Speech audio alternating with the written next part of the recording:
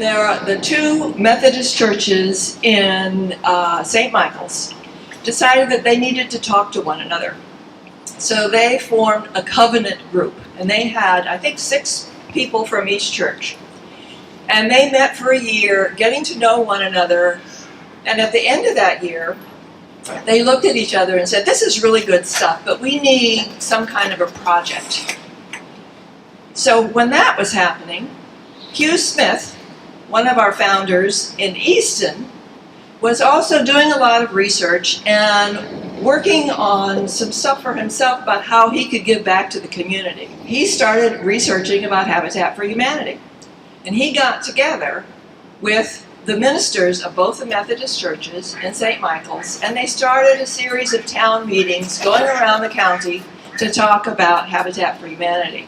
We ended up at a meeting at Union United Methodist Church 25 years ago, where Habitat program was laid out, and at the end of the meeting they passed around this piece of paper and said, if you're interested, sign up. Well, a lot of us signed up, thinking that tomorrow we're going to come out with our hammers and do something exciting. And what we found out was that we were going to be the organization, and we had just signed up to be on the board. But when I think back on all the things that I was involved in, it's really sometimes the little things that hold most dear to me. One of our homeowners in St. Michael's used to go over, before she had a roof on her house, she used to go over every single day and sweep the leaves out of her house before the workers got there. And I remember seeing her there, and she was in tears because she was so excited about getting a house.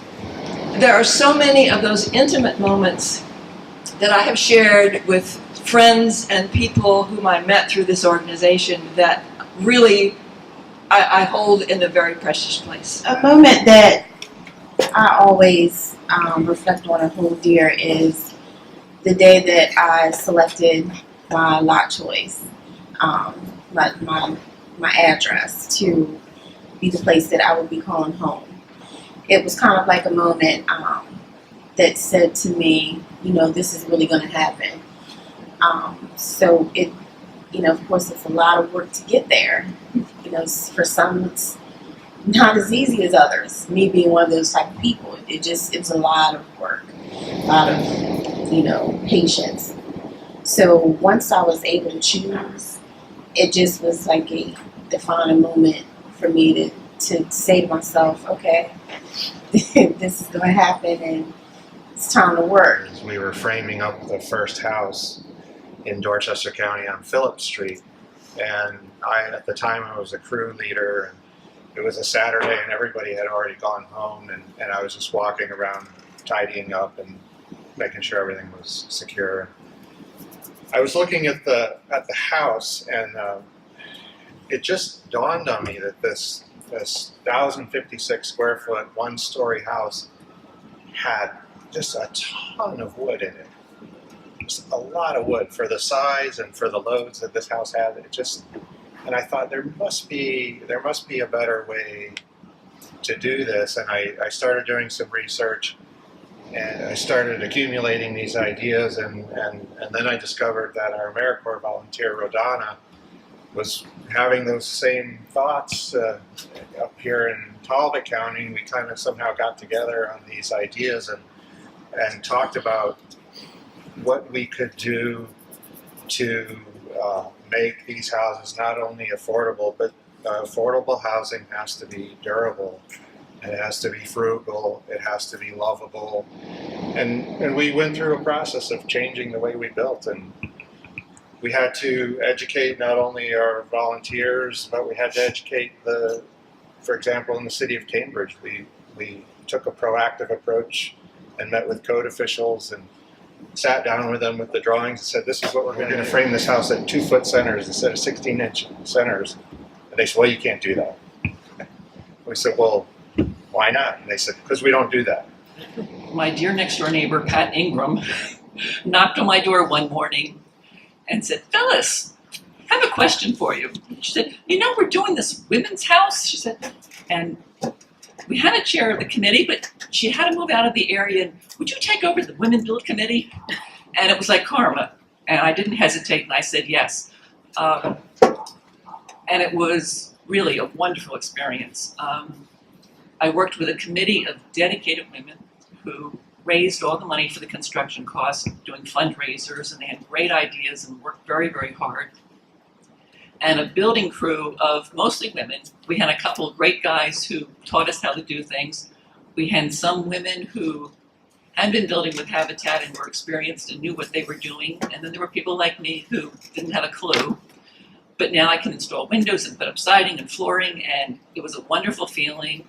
But the friendships that were made and the dedication of all those women, and some of them are in this room right now, and I admire them all.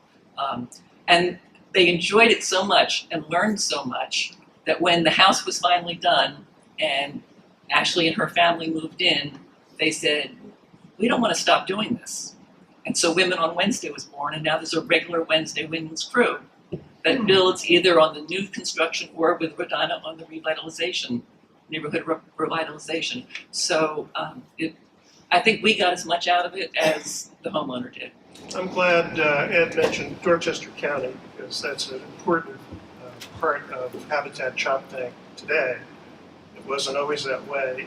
Habitat started out here as Habitat for Humanity in Talbot County, and during the time that I was on the board and president of the organization, we had many discussions about how we could spread the mission of Habitat to Dorchester County, and Dorchester had put together a committee, was working on trying to establish her own affiliate. There's no secret to anybody that there is sometimes friction between Dorchester and Talbot County. So we had lots of meetings and lots of discussions and trying to figure out how we can make this work. And I think one of the memorable things for me is Susan Devlin, who was the executive director at that time, and I put a lot of time and effort along with all the other board members and the folks from Dorchester County, and finally came up with a way to make it work and join the two counties together and form what is now Habitat Choptank, because clearly there's a large need in Dorchester County that we felt needed to be addressed. And now for the last several years that has been addressed. So that to me was a kind of a turning point in the organization that I remember vividly. One of the most memorable moments for me was hitting my thumb with a hammer. When I look back to the beginning of all of this, what comes to mind is the enthusiasm that was in that group that met that evening. Little or none of us knew absolutely nothing about building a house. But fortunately, folks like Bosie Blades and Bill Fields were there, and they got us through the building of our first few houses. Those houses were very simple in construction. They were built on a slab. They were 2x4 construction, vinyl siding. They were not air conditioned. The vinyl tile was used in the bathroom, the kitchen, and the dining area. And I remember a lengthy discussion about whether or not we should put a ceiling fan in the living room because the house was not air conditioned. Today, we build on a conditioned crawl space, a 2x6 construction, hardy board siding. The houses are air conditioned. I just wonder where we will be 20 years from now. What kind of a house will we be building?